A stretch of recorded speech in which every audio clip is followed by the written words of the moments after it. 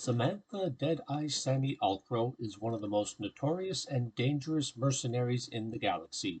Known for her no-nonsense attitude towards her work, plus her cold, ruthless professionalism makes her both someone to be feared and at the same time an individual whose services are highly sought after.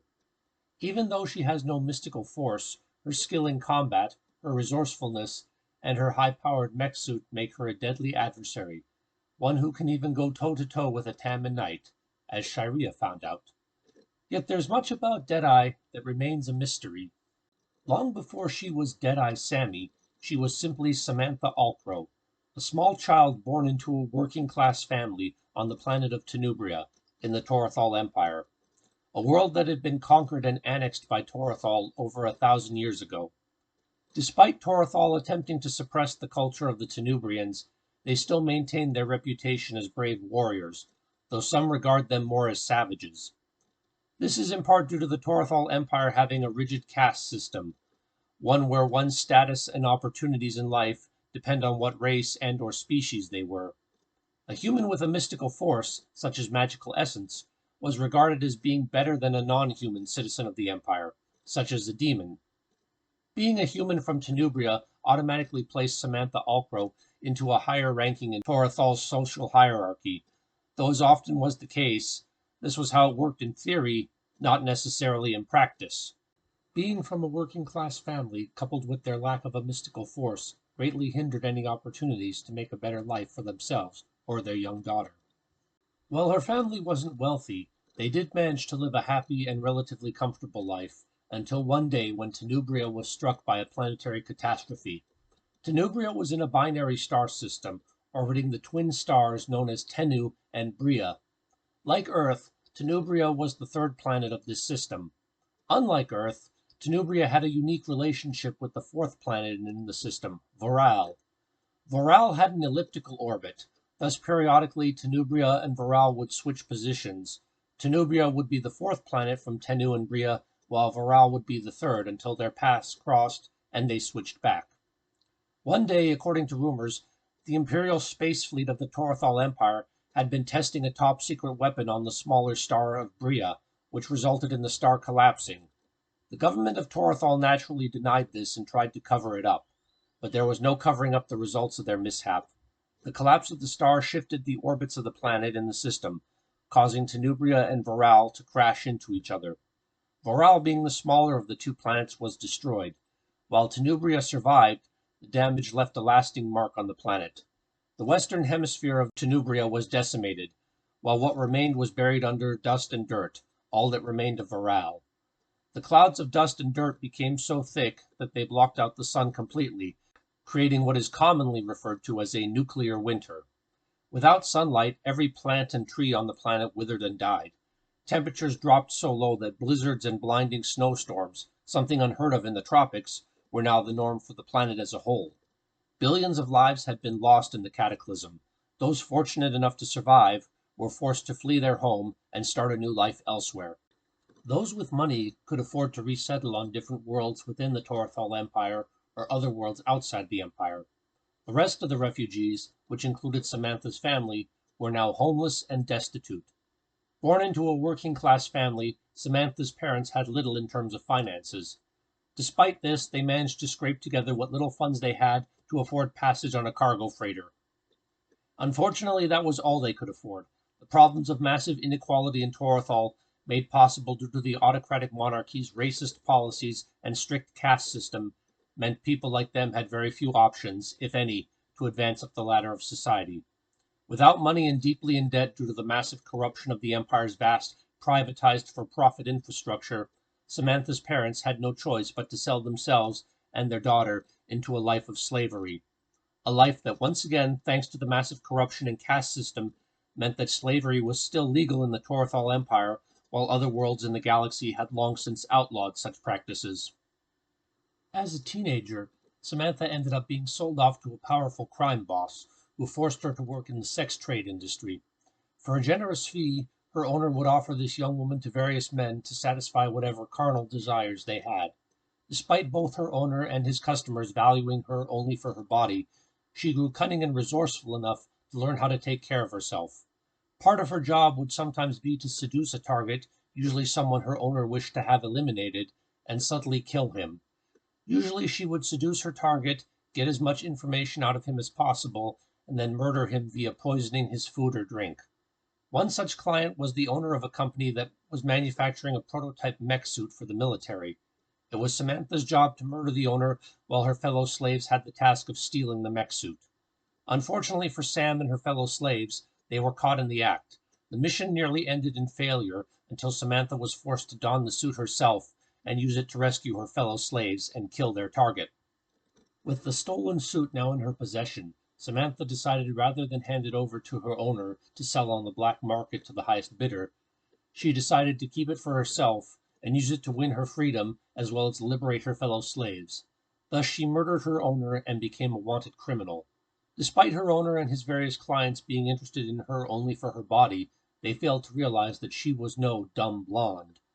With her quick learning and ability to think on her feet, she figured out how to use the suit and later modify it into the protective armor she still wears to this day. In order to make ends meet, Samantha used her newfound suit to become a mercenary for hire. For a fee, she would steal, extort, or eliminate anyone her clients hired her to deal with.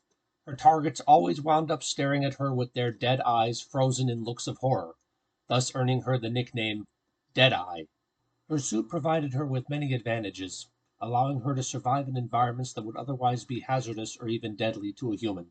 It also greatly enhanced her strength and protected her from attacks that would have otherwise injured or even killed her. The suit also had various sensors built into it, allowing her to scan her surroundings for hidden traps, as well as thermal scanners to detect other life forms and even see through solid matter, such as walls. But perhaps the suit's greatest advantage was that of concealing her identity. With the helmet hiding her face, the body having a gender-neutral design, plus the suit's vocal modulator disguising her voice, everyone simply assumed Deadeye was male. Thus Samantha Alcrow, or Deadeye Sammie, as she came to be known, did nothing to stop this misconception. Since Deadeye Sammie was a dangerous criminal wanted on several planets, it made for the perfect cover.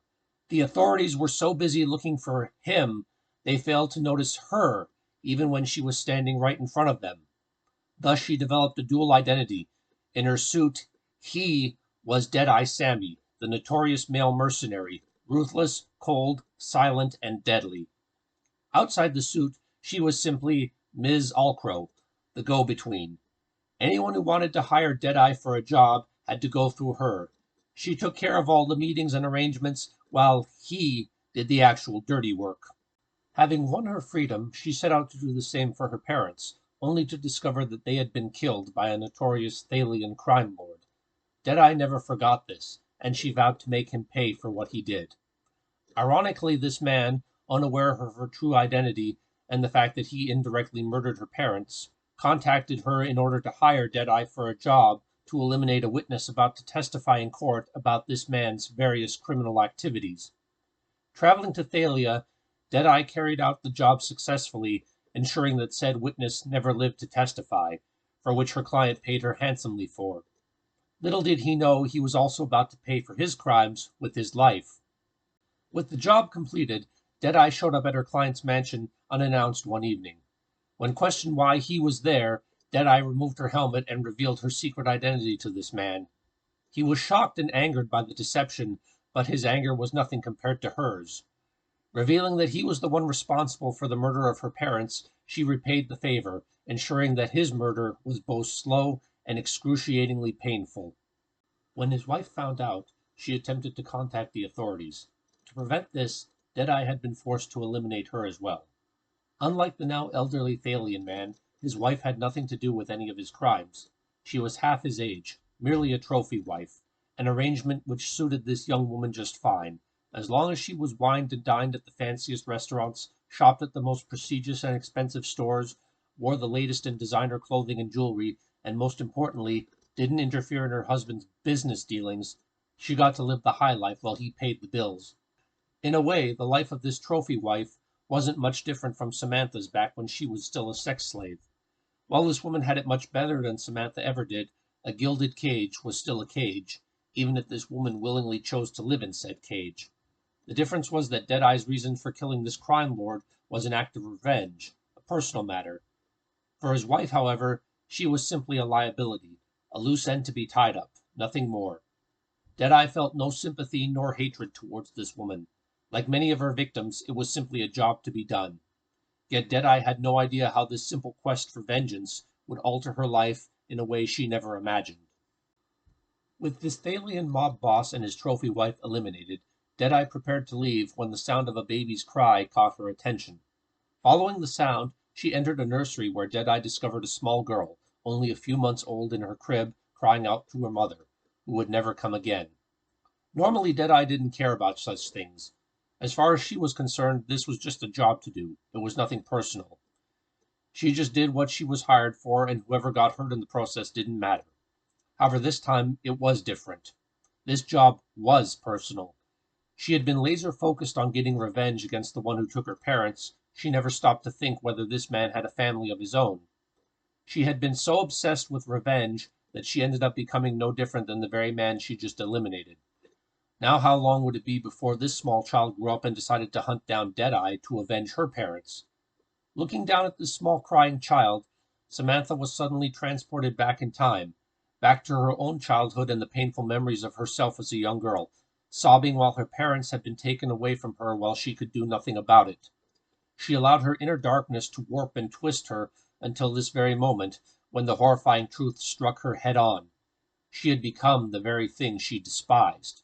She had become no different than the man who took her family from her. Perhaps it was this startling revelation, combined with a twinge of guilt, or maybe she simply saw herself in this little infant. Whatever it was, Samantha Deadeye Sammie Alcrow couldn't bring herself to just abandon this small helpless child, nor could she bring herself to kill the child. Deadeye had never even thought about becoming a mother. Family was a liability she couldn't afford in her line of work. Nonetheless, she was directly responsible for this child now being an orphan. She couldn't just wash her hands of this, take off and leave the child to fend for herself. Thus, before departing, Deadeye picked up the small child, gently cradling her in her cold metallic arms, and carefully left the house, leaving behind whatever life this child would have had. This little girl was Deadeye's responsibility now.